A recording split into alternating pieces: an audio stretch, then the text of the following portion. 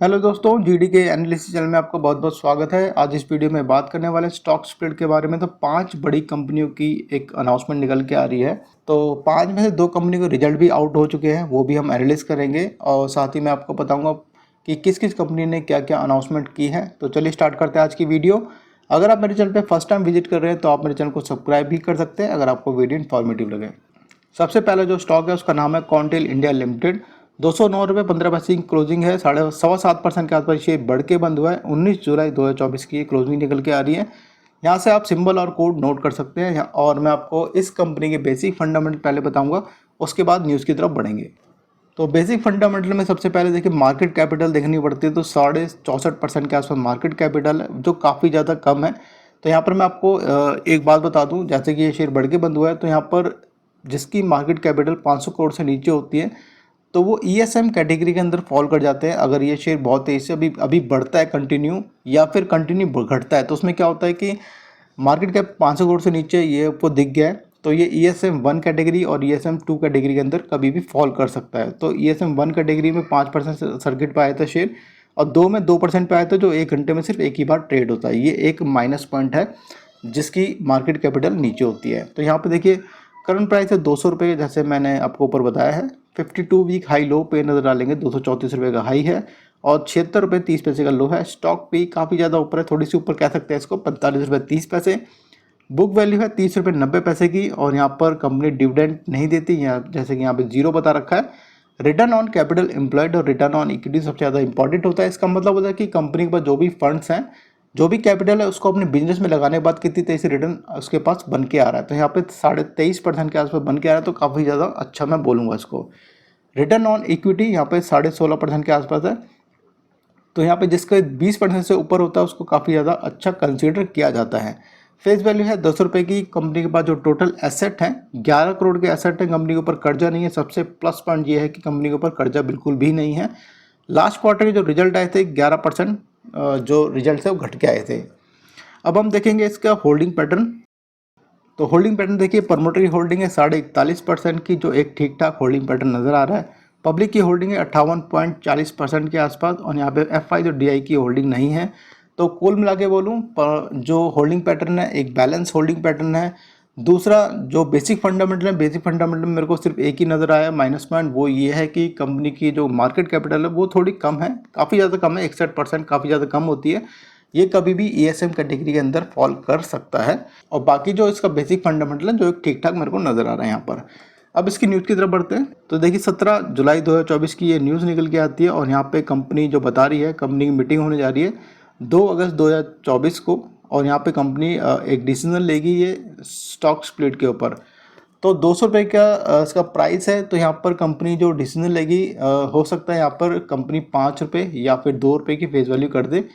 तो अगर 2 रुपये या 1 रुपये की फेस वैल्यू करती है तो यहाँ पे काफ़ी ज़्यादा अच्छा कंसिडर कहेंगे इसको और ये शेयर आने वाले टाइम में और मूवमेंट कर सकता है। तो अब बढ़ते हैं दूसरी खबर की तरफ। तो अगला जो स्टॉक है उसका नाम है हजूर मल्टी प्रोजेक्ट लिमिटेड और इसकी जो क्लोजिंग है 326 रुपये 45 पैसे की है। 19 जुलाई 2024 की क्लोजिंग है। 1% शेयर घट के बंद हुआ है और यहाँ से आप सिंबल और कोड नोट कर लीजिए। इसका भी हम पहले बेसिक फंडामेंटल देखेंगे, उसके बाद न्यूज़ की तरफ बढ़ेंगे। तो मार्केट कैप है 611 करोड़ की, जो एक कम है बट 500 करोड़ से ऊपर, जैसे मैंने ऊपर समझाया था आपको 500 करोड़ से नीचे में क्या दिक्कत आती है। तो यहाँ पे 611 करोड़ का मार्केट कैप है, फिर भी ये कम कहूँगा इसको मैं। करंट प्राइस है 326 रुपये का। 52 वीक हाई लो है 454 रुपये का हाई है, 110 रुपये का लो है। तो काफ़ी ज़्यादा फर्क है एक साल में। स्टॉक भी काफ़ी ज़्यादा अंडर वैल्यू चल रहा है, 9 रुपये 58 पैसे। बुक वैल्यू है 127 रुपये की और यहाँ पे कंपनी डिविडेंड भी देती है, प्लस पॉइंट है, कंपनी डिविडेंड दे रही है। रिटर्न ऑन कैपिटल एम्प्लॉयड और रिटर्न ऑन इक्विटी ये देखना होता है, पर यहाँ पर कंपनी ने डिस्क्लोज नहीं किया डाटा।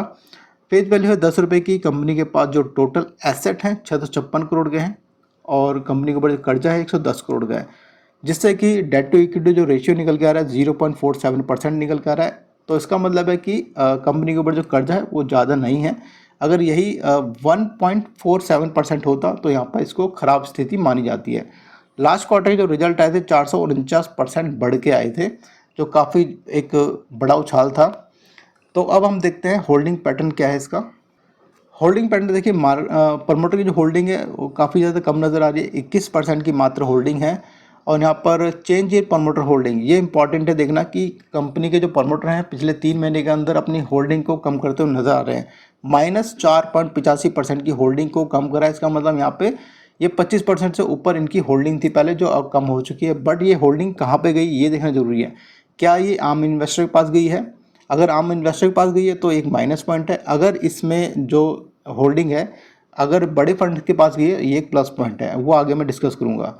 पब्लिक की होल्डिंग है 60% के आसपास, और यहाँ पे एफ की भी होल्डिंग नज़र आ रही है, डी की, यहाँ पे एफ की होल्डिंग नज़र आ रही है बट डी की होल्डिंग नहीं है। 19% के आसपास एफ की होल्डिंग है। और यहाँ पे देखिए चेंज इन एफ होल्डिंग 8.26%। इसका मतलब है कि पिछले 3 महीने के अंदर एफ ने अपनी होल्डिंग को बढ़ाया है 8.26%। जैसे मैंने आपको ऊपर समझाया कि वहाँ पर 4.5% के आसपास होल्डिंग कम करी है, पर यहाँ पर एफ ने अपनी होल्डिंग को बढ़ाया है। ये एक प्लस पॉइंट है कि इसका मतलब है कि आम इन्वेस्टर के पास नहीं गई ये होल्डिंग, ये गई है एफ के पास। और एफ ने कहीं ना कहीं काफ़ी ज़्यादा बड़ी मात्रा में यहाँ पे इन्वेस्टमेंट करी है पिछले 3 महीने के अंदर। अब हम इसका कंपनी का न्यूज़ देख लेते हैं। 19 जुलाई 2024 की ये अनाउंसमेंट निकल के आ रही है कंपनी की तरफ से। और यहाँ पे कंपनी बता रही है कि 26 जुलाई 2024 को कंपनी मीटिंग करने जा रही है, और यहाँ पर इस मीटिंग में कंपनी डिसाइड कर सकती है एक रेशियो। जैसे ही कंपनी यहाँ पे बता रही है कि कंपनी एक रेशियो डिसाइड कर सकती है, 4 number point, to consider the subdivision stock split of the equity share of the company. तो यहाँ पर एक अनाउंसमेंट आ सकती है कंपनी तरफ से। अगर ये रेशियो, जैसे मैं आपको हर बार बताता हूँ, 1 और 2 होता है तो काफ़ी ज़्यादा अच्छा माना जाता है। अब मैं आपको थोड़ा इंटरेस्टिंग फैक्ट्स और बता दूं इसी स्टॉक के बारे में आगे। तो यहाँ पे 25 जून 2024 की अनाउंसमेंट है इसी कंपनी की जो मैं आपको डिस्कस कर रहा हूँ अभी, हजूर।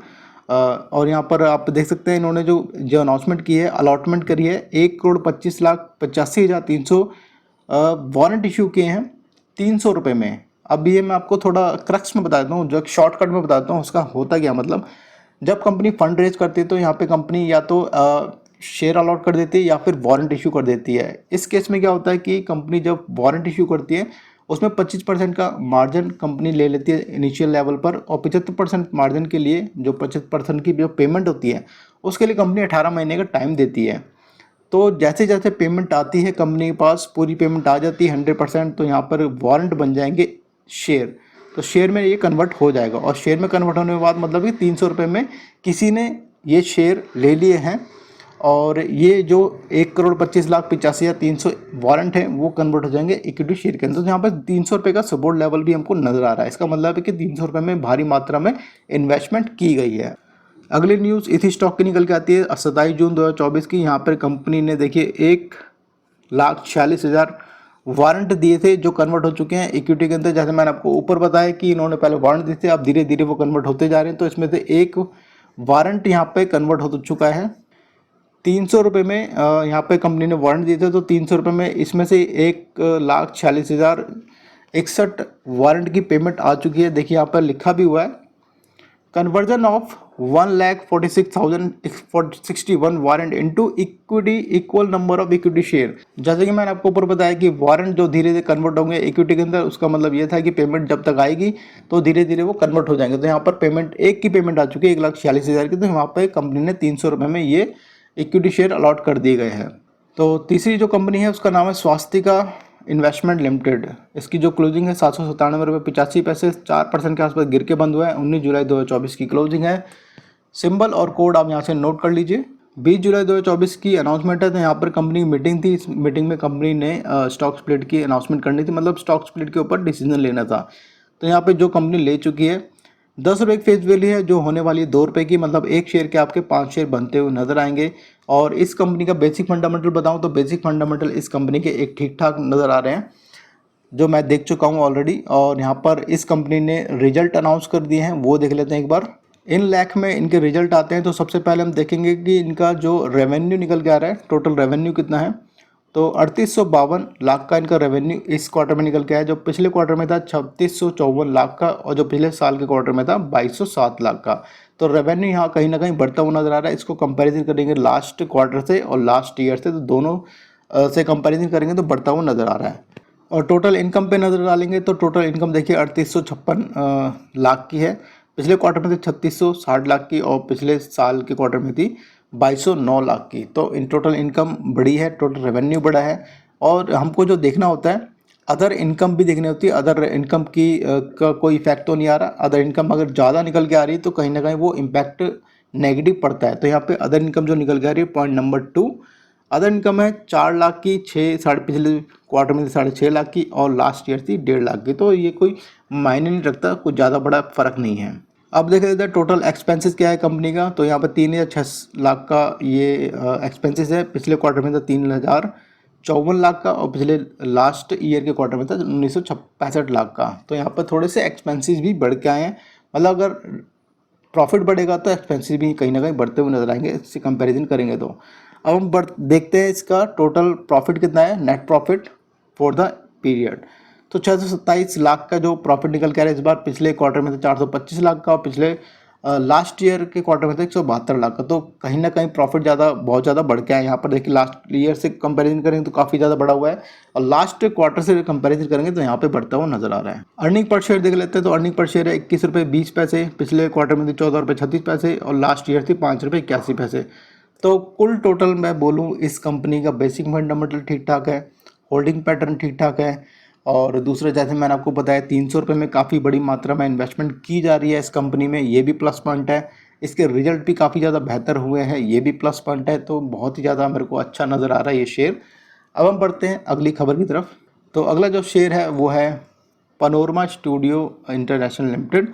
इसकी क्लोजिंग है 956 रुपये 90 पैसे। यहाँ पर शेयर थोड़ा सा 1% गिर के बंद हुआ है। 19 जुलाई 2024 की क्लोजिंग है। यहाँ से आप कोड नोट कर लीजिए, सिंबल और कोड। 20 जुलाई 2024 की अनाउंसमेंट निकल के आ रही है। यहाँ पे कंपनी ने रिकॉर्ड डेट अनाउंस की है। तो रिकॉर्ड डेट मैं आपको बता दूं, और रेशियो भी आपको बता देता हूँ। 31 जुलाई 2024 की ये रिकॉर्ड डेट कंपनी ने रखी है, और जो रेशियो है वो आपको बता दूं 10 रुपये की फेस वैल्यू होने जा रही है 2 रुपये की फेस वैल्यू। इसका मतलब है कंपनी एक शेयर के 5 शेयर बनाते हुए नजर आएगी आपके।